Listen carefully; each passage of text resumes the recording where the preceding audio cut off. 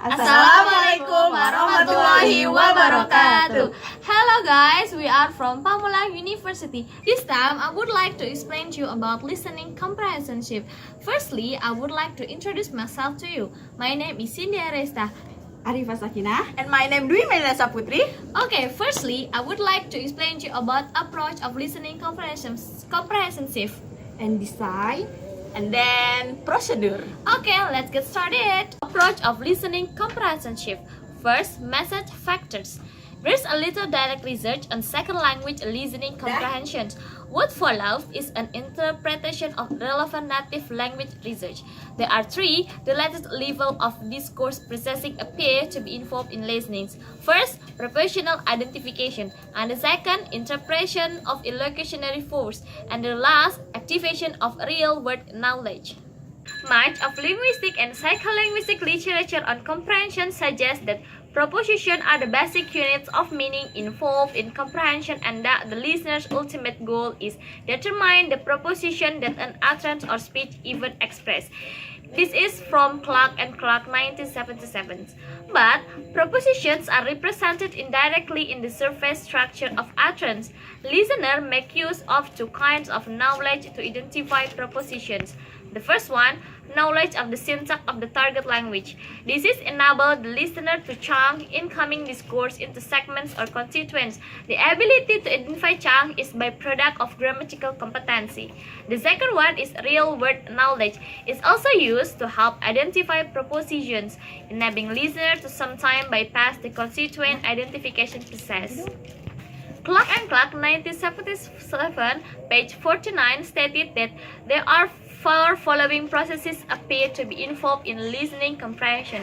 The first one, the listener takes in raw speech and holds an image of it in short-term memory. And the second one, an attempt is made to recognize what was heard in constituents, identifying their content and function.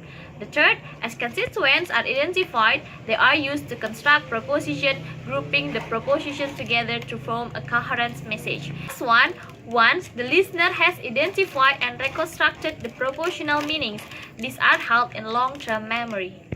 Speech act theory is concerned with the relationship between forms of utterance and their function in social interaction and rests on the distinction between propositional meaning and the illocutionary force of utterance. For example, Helen likes chocolate as a proposition. Rees proposed that one source of knowledge a listener make use of is their understanding of the nature and goals of conversation.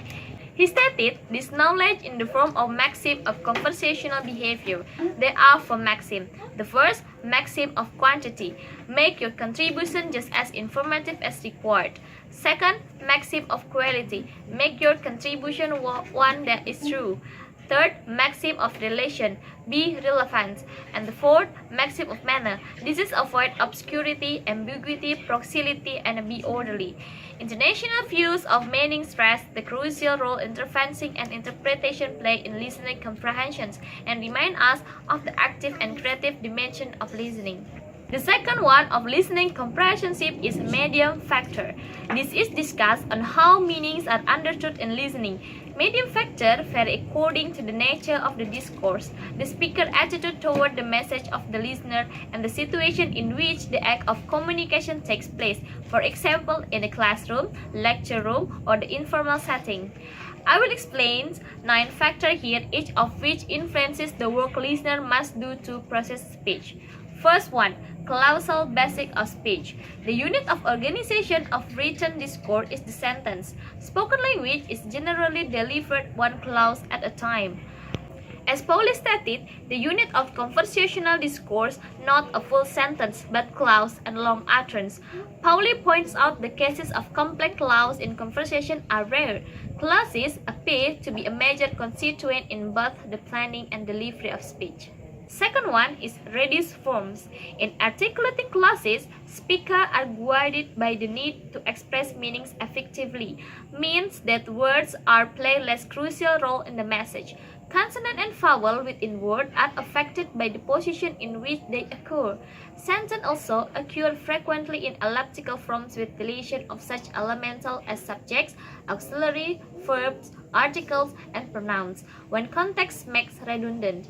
For example, when I asking someone, when will you back? And she will answer like tomorrow maybe, but in the context, they instead call maybe I'll be back tomorrow. The third one is ungrammatical form. Because of the effort speaker puts into planning and organizing the content of their utterance in ongoing time, grammatically is often less relevant than additional coherence. The fourth, pausing and speech errors. An important component of human speech consists of the pauses, hesitation, false start, and correction. In natural speech, between 30 until 50% of speaking time may consist of pause and hesitation. Fill pause contain items such and well. Next one, range of delivery. Pausing also affects our perception of the pace of speech. The impression of faster or slower speech generally results from amounts of interglacial pausing that speakers use. Next, rhythm and stress. The rhythmic pattern of spoken English is another of its distinctive features. Length and time required to pronounce an utterance depends upon number of syllables. In English, called as stress time. The next one is cohesive devices. Speech shared with written discourse the mechanism for marking grammatical ties within and between sentences. The reference of cohesive markers such as this, that, information content. Since conversation involves both speaker and hearer, meaning are constructed cooperatively. Each speaker adds information a little at a time. This means a concept is coherent. Besides, spoken discourse is not pre-planned, but it produced in ongoing time through mutual cooperation, and it presents meaning in a very different way. Listener must use cues such as talking about that or remain you are. The last one is interactive. Conversation is interactive. The listener present is indicated by gestures, movement, gaze, and facial expressions. The degree of formality or interaction may also be signaled by presence or absence of idioms, humor, and colloquial expression. This is the last of my presentation, and the next one we will explain by Arifah Sakinah about design. Okay, right now I'm going to explain about design. The factor we have just reviewed indicate some of the central process of listening comprehension and ways in which spoken discourse differs from written text. The application of such information to teaching of listening comprehension occurs in the design component of methodology. It enables the identification of component micro skills that provided the focus for instructional activities. Design thus refers to the operationalization of information and theory into a form which objective can be formulated and learning experiences planned. The design phase in curriculum development consists of 4 factors. The first is assessment of learner needs. Refers to produce aim to at identifying the type of listening skills the learners requires. According to situation and purposes the listener will encounter. And the second is the isolation of micro skills. From the information obtained from needs analysis and from an analysis of the features of the target language discourse, the learner will encounter, for example, conversation lectures. Particular listening skills are isolated that correspond to the listening that the learner requires. The product of this operation is a skill taxonomy. And the third, this diagnostic testing. From proficiency of or diagnostic testing, a profile is established of the learner's present listening abilities. Particular micro skills from the skills taxonomy are then selected. And the last, formulation of instructional objective. Using information from diagnostic or proficiency testing, instructional objectives for a listening comprehension program can be developed. The procedures are Needs assessment examines the purpose behind listening skills and analyze the situation, activities, and tasks in which students will be involved as second language learners.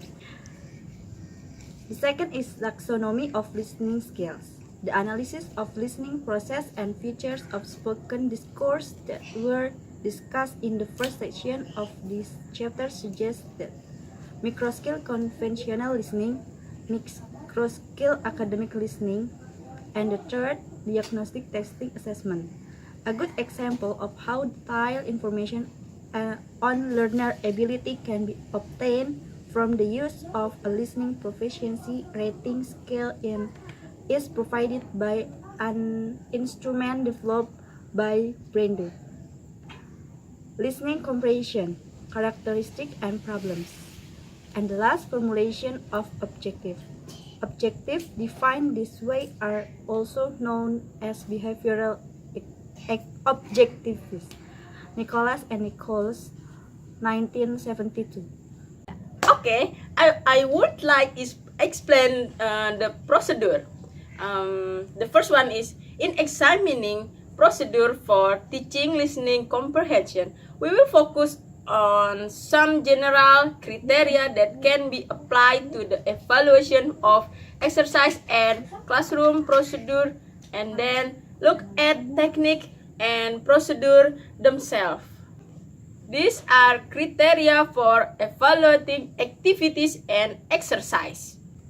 The first one is content validity. Many listening materials contain activities that depend more on reading or general intelligence than on listening skills.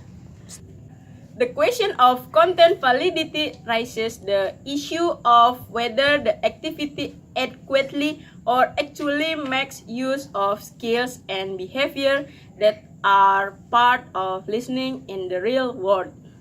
The second one is listening comprehension or memory. Many listening activities focus on retrieval information from long-term memory rather than on processing activities themselves. And exercise involving listening to a passage and responding to true-false question about the content of it typically makes use of memory rather than comprehension. The third, purposefulness and transferability.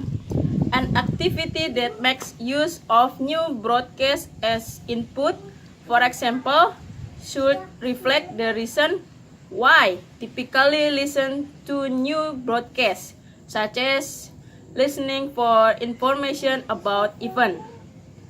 Close exercise requiring the learner to supply grammatical words after listening to the news item don't reflect the purposes for which people listen to new broadcasts. And then fourth, testing or teaching. Does the activity or set procedure assume that a set of skills is already acquired and simply provide opportunities for the learner to practice them? Or does it assume that the skills are not known and try to help the learner acquire them? The amount of preparation the learner is given before a listening task is often important in giving a teaching rather than a testing focus to an activity. And the last one is authenticity. Although much authentic discourse may be too disfluent or difficult to understand without contextual support, materials should aim for relative authenticity if they are to prepare listener for real listening situation. There are tasks for selecting and evaluating, such as the first one is matching and distinguishing, the second transferring, and the third transcribing, and the fourth scanning, and the fifth extending, and then considering, and then answering, and the last one predicting.